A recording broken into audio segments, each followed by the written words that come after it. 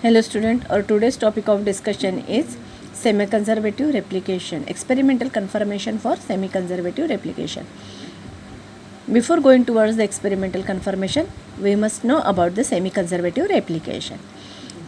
Semi-conservative replication means in DNA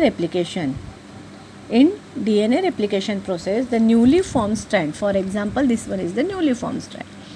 In this newly formed strand, one strand is the old strand, that is of parent strand, and another strand is newly formed strand. Therefore, out of the two strands, one is old strand and one is newly formed strand.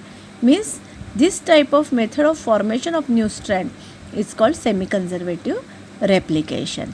यानी जहाँ पर एक strand old है, parental strand है, और दूसरा strand newly form है, ऐसे रेप्लिकेशन को कहते हैं हम semi conservative replication. Now the experimental proof और confirmation of semi conservative replication was given by Matthew Meselson and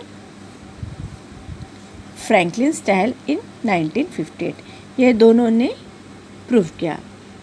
अभी कैसे किया हम देखेंगे. They performed the experiment. In first experiment, they allowed or they cultured the bacteria in nitrogen 15. यानी यहाँ पे जो मीडियम यूज किया था उन्होंने अमोनियम क्लोराइड, उसमें जो नाइट्रोजन था वो हेवी आइसोटोप था, that is N15. Okay, heavy isotope था N15. And they culture the E. coli bacteria in N15 medium for many generations. And at the end, जब बहुत सारे जनरेशन के बाद उन्होंने ऑब्जर्व किया तो उनको दिखाई दिया कि ई कोलाई में जो नाइट्रोजन प्रेजेंट है अभी वो कौन सा है, N15. क्योंकि जो ई कोलाई बैक्टीरिया है, इस ई कोलाई बैक्टीरिया में मैक्सिमम डीएनए में नाइट्रोजन रहता है, बाकी के एंजाइम से, प्रोटीन से, उनमें भी नाइट्रोजन प्रेजेंट रहता है, और वो नाइट्रोजन रहता है N14. लेकिन N15 मीडियम में कल्चर करने के बाद अभी ई कोलाई बैक्टीरिया में जो भी नाइट्रोजनस कंपाउंड थे वो कौन से बन गए, N15 बन गए हैं. ये कैसे पता चला? They culture the E coli bacteria in the medium containing N15 nitrogen for many generations. And then they centrifuge. This means they obtain the equilibrium, density gradient configuration. Equilibrium, density gradient configuration. Equilibrium, density gradient configuration. Means इन्होंने यहाँ पर क्या किया कि caesium chloride है उसको use किया. Caesium chloride को यूज़ किया उन्होंने यहाँ पर. सीजियम क्लोराइड जो है ये यूज़ किया क्योंकि सीजियम क्लोराइड में नाइट्रोजन इनसोल्यूबल रहता है और उसके बैंड्स जो है अपने को अच्छे से दिखाई देते हैं. देखो यहाँ पे जो बैंड दिखाई दे रहा अभी N15 है, हेवी आइसोटोप है, इसलिए इसका बैंड टुवर्ड्स द बॉटम दिखाई दे रहा अपने को.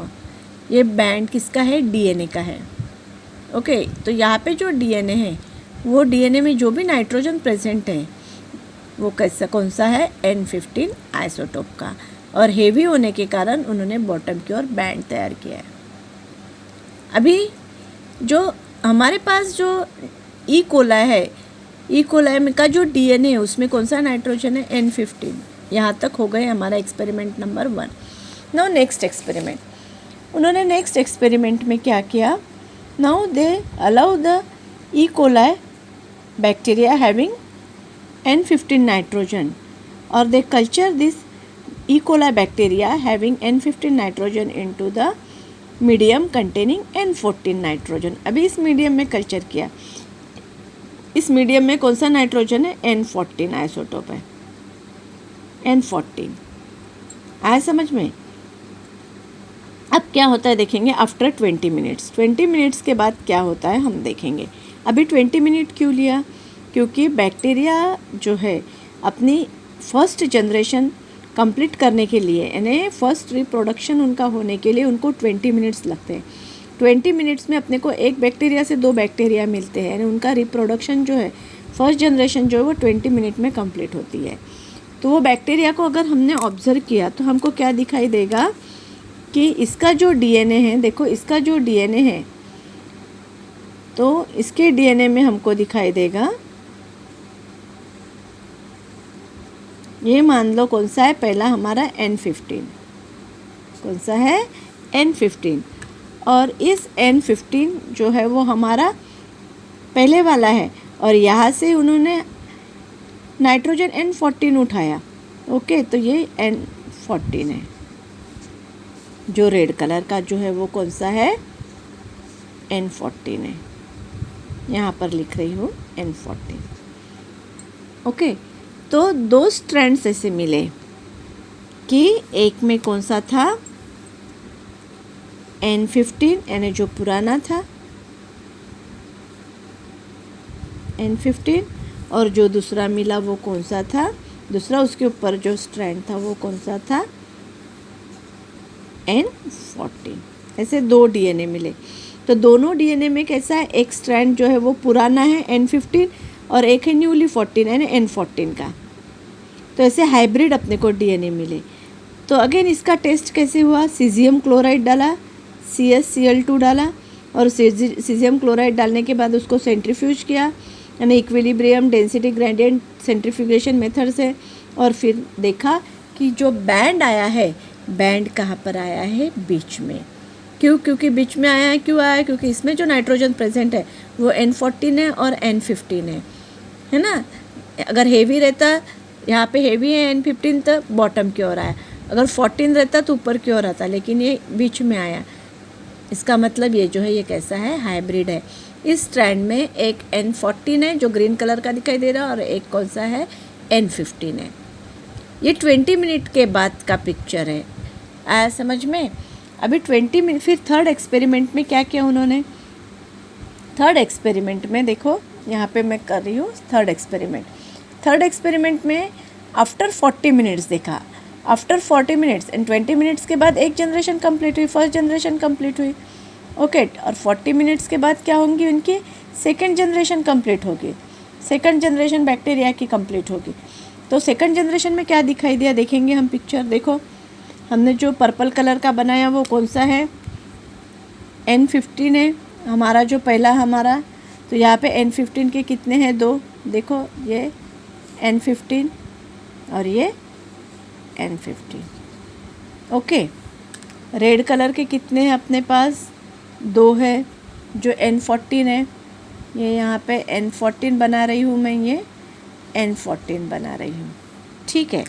अभी हमने कौन से मीडियम में ग्रो किया था, N14 को किससे रिप्रेजेंट किया हमने, रेड कलर से। तो N14 देखो, N14 जो है वो कहाँ पर आएगा, N14 देखो, आप बताओ मुझे, N14 जो है वो कहाँ पे आएगा, N15 में ग्रो किया, N15 को हमने ब्लू इससे ग्रो किया, फिर N14 हमने रेड इससे दिखाया यहाँ पे। तो N14 का जो है अपने को कहाँ पे दिखाई देगा, नेक्स्ट जनरेशन में।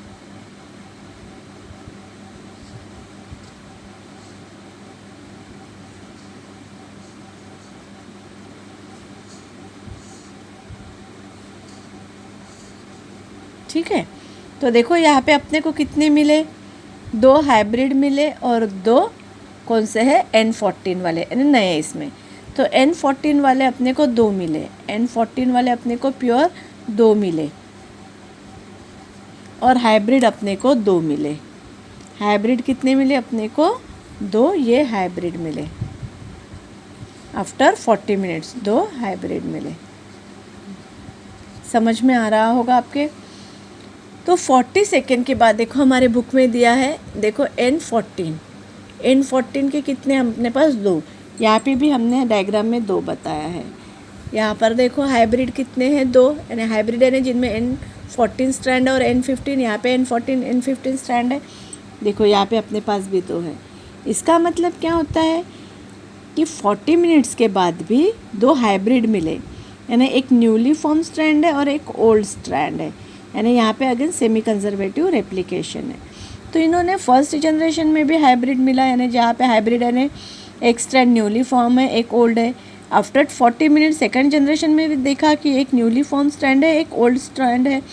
तो इससे उन्होंने ये बताया कि जो डीएनए रेप्लिकेट होता है, तो रेप्लिकेशन ऑफ डीएनए में जो न्यूली फॉर्म डीएनए रहता है उसमें एक ओल्ड स्ट्रैंड रहता है पेरेंट का एंड एक न्यूली फॉर्म स्ट्रैंड रहता है, इसीलिए इसको सेमी कंजर्वेटिव मेथड कहा गया है। ये किसने प्रूव किया है? मैथ्यू मिजेल्सन एंड फ्रैंकलिन स्टैहल ने इन 1958 में एक्सपेरिमेंट किया उन्होंने आइसोटोप ऑफ नाइट्रोजन। पहला जो था उन्होंने यूज़ किया N15 था, हेवियर था, और दूसरा जो था वो लाइट था N14। ओके, अगर हम बैंड भी देखेंगे दूसरे इसमें हाइब्रिड का, देखो एक बीच में आया है और एक N14 जो लाइट वेट है इसलिए इस साइड आया है एंड टुवर्ड्स द टॉप आया है।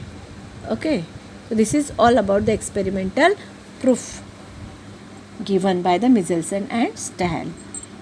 Okay.